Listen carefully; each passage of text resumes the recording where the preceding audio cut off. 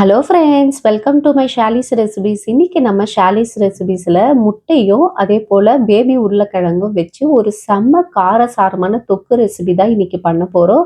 குறைஞ்ச பொருட்களை வச்சு குறைஞ்ச நேரத்தில் ஹோட்டல் ஸ்டைல் சுவையில் இந்த ரெசிபியை நம்ம எளிதாக இன்னைக்கு செய்யலாம். இந்த ரெசிபி பார்த்தீங்கன்னா சாதம், சப்பாத்தி, பரோட்டா எதுக்கு வேணும்னாலும் சூப்பரான சைட் டிஷ்னு சொல்லலாம்.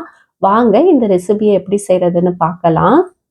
ஃபர்ஸ்ட் இதை செய்கிறதுக்கு ஒரு பேனில் வந்து ஒரு 3 டேபிள் ஸ்பூன் அளவுக்கு எண்ணெய் சேர்த்துக்குங்க.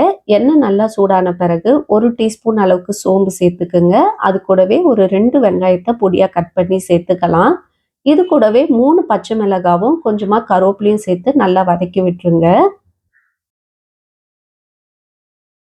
வெங்காயம் நல்லா கலர் மாதிரி வரணும், நல்லா வதங்கியிருக்கணும். இந்த மாதிரி வெங்காயம் நல்லா வதங்கி வந்த பிறகு இஞ்சி பூண்டு பேஸ்ட் ஒரு 2 டேபிள் ஸ்பூன் சேர்த்துக்குங்க.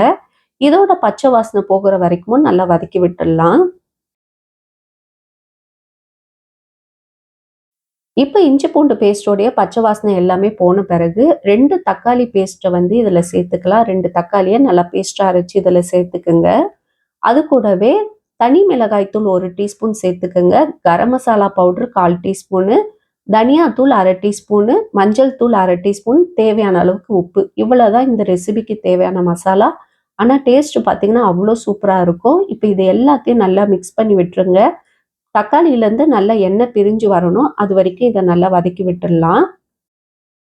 இந்த மாதிரி நல்லா எண்ணெய் பிரிஞ்சு வந்த பிறகு இப்போ வந்து நான் இன்னைக்கு பேபி பொட்டேட்டோ ஒரு 1/4 கிலோ அளவுக்கு ஒரு 2 விசில் போட்டு தோல் நீக்கி இதில் சேர்த்துருக்கேன். இதை ஒன்றும் பதமாக கட் பண்ணி கூட நீங்கள் சேர்த்துக்கலாம். இன்னும் நல்லா மசாலா இறங்கி சூப்பராக இருக்கும். இப்போ இது எல்லாத்தையும் நல்லா மிக்ஸ் பண்ணி விட்டுட்டு கொஞ்சமாக தண்ணி சேர்த்துக்குங்க. ஒரு 1/4 கப் அளவுக்கு தண்ணி சேர்த்துட்டு இதை மூடி போட்டு ஒரு 5 நிமிஷம் அப்படியே கொதிக்க விட்டுடலாம். அப்போதான் அந்த உருளைக்கிழங்குல அந்த மசாலா நல்லா இறங்கும். இது நல்ல ஓரளவுக்கு கொதிச்சு வந்த பிறகு எண்ணெய் பிரிஞ்சு வந்தோடனே 5 நிமிஷம் கழிச்சு இப்போ நம்ம வேக வச்ச முட்டையை வந்து 4 முட்டையை நான் இன்னைக்கு சேர்த்துருக்கேன். உங்களுக்கு விருப்பமான ஷேப்பில் நீங்கள் வந்து கட் பண்ணி சேர்த்துக்குங்க. 2ஆவோ இல்லை 3ஆவோ முழுசாக கூட நீங்கள் கீறிட்டு கூட சேர்த்துக்கலாம். இப்போ இது கூடவே மிளகுத்தூள் 1 டீஸ்பூன் சேர்த்துக்கிட்டு தேவையான அளவுக்கு கொத்தமல்லி பொடியாக கட் பண்ணி சேர்த்துக்குங்க. இப்போ இது எல்லாத்தையும் நல்லா மிக்ஸ் பண்ணி விட வேண்டியதான். அவ்வளோதான், ஒரு சூப்பரான தொக்கு நம்மளுக்கு ரெடி ஆயிடுச்சு. உருளைக்கிழங்கும் முட்டையும் போட்டு செஞ்சு பாருங்க, அவ்வளோ ஒரு டேஸ்ட்டாக இருக்கும். இதை நீங்கள் சாதா உருளைக்கிழங்குல கூட செய்யலாம். பேபி உருளைக்கிழங்குல செய்யும்போது இன்னும் கொஞ்சம் டேஸ்ட் நல்லா இருந்தது. ட்ரை பண்ணி பாருங்க. இந்த மாதிரி சிம்பிளான ரெசிபிஸ் பார்க்குறதுக்கு மறக்காம நம்ம சேனலை சப்ஸ்கிரைப் பண்ணி வச்சுக்கோங்க ஃப்ரெண்ட்ஸ். இந்த ரெசிபி பார்த்தீங்கன்னா எல்லாத்துக்குமே சைட் டிஷ்ஷாக சூப்பராக இருக்கும்.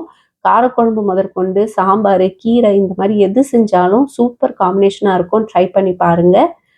ஈவன் இது பார்த்தீங்கன்னா நீங்கள் வந்து இட்லி, தோசை எல்லாத்துக்குமே வச்சு சாப்பிட்லாம். சப்பாத்திக்கெலாம் சூப்பராக இருக்கும். இந்த மாதிரி ரெசிபிஸ் பார்க்க மறக்காமல் சப்ஸ்கிரைப் பண்ணி வச்சுக்கோங்க. உங்கள் ஃப்ரெண்ட்ஸுக்கும் ஷேர் பண்ணுங்கள், லைக் பண்ணுங்கள் ஃப்ரெண்ட்ஸ். இன்னொரு வீடியோவில் உங்களை சந்திக்கிறேன். Bye bye friends.